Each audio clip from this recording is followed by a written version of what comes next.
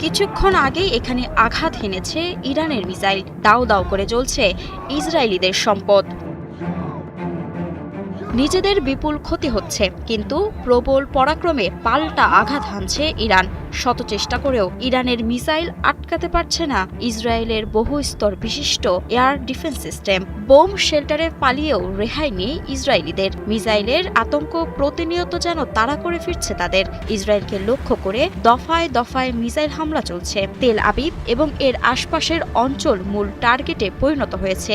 এতেই ব্যাপকভাবে ক্ষয়ক্ষতি হয়েছে ইসরায়েলের বিভিন্ন বেসামরিক স্থাপনার।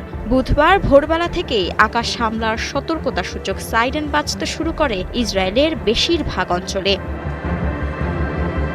সাইরেন বাজতেই একদিকে প্রাণ নিয়ে ছোটেন ইসরায়েলিরা, অন্যদিকে দাউ দাউ করে আগুন জ্বলছে ইসরায়েলের জমিনে। কখনো পুড়ছে গাড়ি, আবার কখনো ভেঙে পড়ছে বহুতল ভবন। গত মঙ্গলবার ইসরায়েলের রামাতগানে ইরানের ক্ষেপণাস্ত্র হামলার ফলে যানবাহনে আগুন ধরে যায়। রয়টার্সের ভিডিওতে দেখা গেছে যানবাহন থেকে আগুন এবং ঘন ধোঁয়া উঠছে ও স্পষ্ট হয়ে উঠেছে রাস্তার ক্ষয়ক্ষতি। একই দিনে ইরানের ক্ষেপণাস্ত্র হামলায় ইসরায়েলে একটি অ্যাপার্টমেন্ট ভবনের ছাদে গর্ত তৈরি হয় এবং আশপাশের নানা যানবাহন একেবারেই গুড়িয়ে যায়। স্থানীয় বাসিন্দারা রয়টার্সকে জানিয়েছেন তারা তাদের বাড়ি থেকে বিস্ফোরণের শব্দ শুনতে পেয়েছেন। এরপরই যেন সব পরিণত হয়েছে ধ্বংসস্তূপে।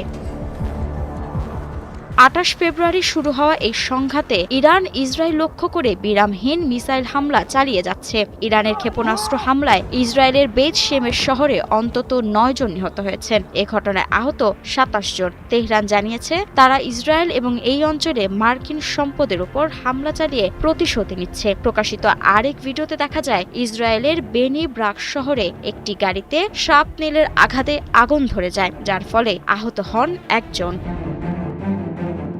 চলমান সংঘাতে ট্রাম্প বলেছিল দীর্ঘস্থায়ী হবে না এই যুদ্ধ, কিন্তু তার বন্ধু নেতানিয়াহু গাইছে ভিন্ন গান। মঙ্গলবার পালমাচিম বিমান ঘাঁটিতে বক্তব্যে ইসরায়েলের প্রধানমন্ত্রী বেঞ্জামিন নেতানিয়াহু দাবি করেছেন আরও বেশি শক্তি নিয়ে হামলা অব্যাহত থাকবে। কঠিন স্বরে বলেন ইরানে হামলা চালিয়ে যাচ্ছে ইসরায়েল। ইসরায়েলি পাইলটরা ইরানের আকাশে, তেহরানে এবং লেবাননের আকাশেও রয়েছেন। তবে একের পর এক ইরানের পাল্টা হামলা প্রমাণ করছে হার মানবে না খামেনিকে হারানো শোকাতুর ইরান। ইসরায়েল ও আমেরিকার প্রতিটি হামলার দাঁত ভাঙা জবাব দিতে ইরান যেন প্রস্তুত।